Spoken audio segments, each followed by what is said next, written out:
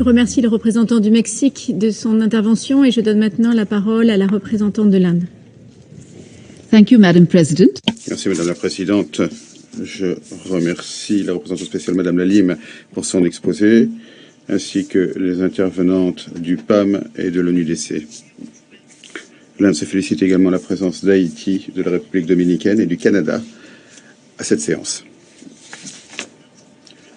Le Conseil se souviendra que lors de notre réunion du mois de juin, nous avions exprimé notre préoccupation face à la situation politique et sécuritaire en Haïti.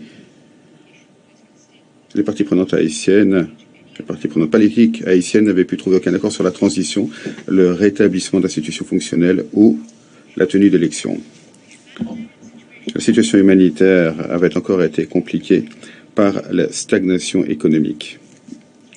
3 mois plus tard, après cette réunion du mois de juin, les troubles civils dans le pays se poursuivent. Les violences liées aux gangs, les enlèvements ont encore contribué à l'insécurité. Les programmes de l'ONU sont en attente, sont suspendus en raison des barrages routiers, des manifestations et d'un accès limité au carburant.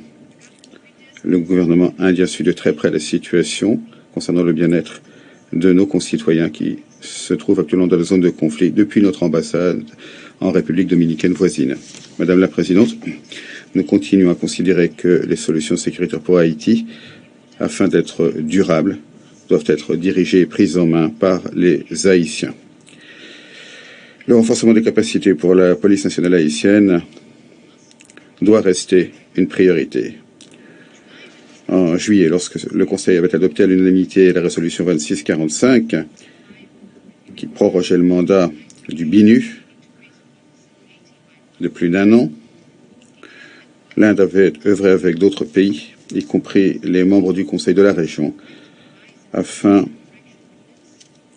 de détacher 42 personnels civils à la police et aux forces pénitentiaires dans le cadre du renouvellement du mandat du BINU.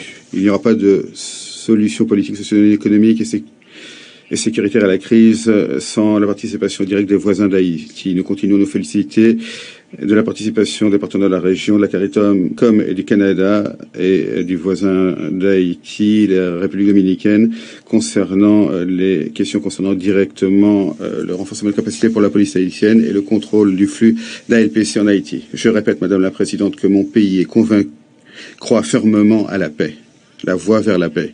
Par le passé, et comme le sait le Conseil, nous avons contribué au renforcement des capacités et à la formation pour Haïti. Nous sommes prêts à le faire à nouveau et nous sommes prêts à faire tout ce que nous pourrons faire pour aider nos frères et sœurs haïtiens en cette période de crise. Merci.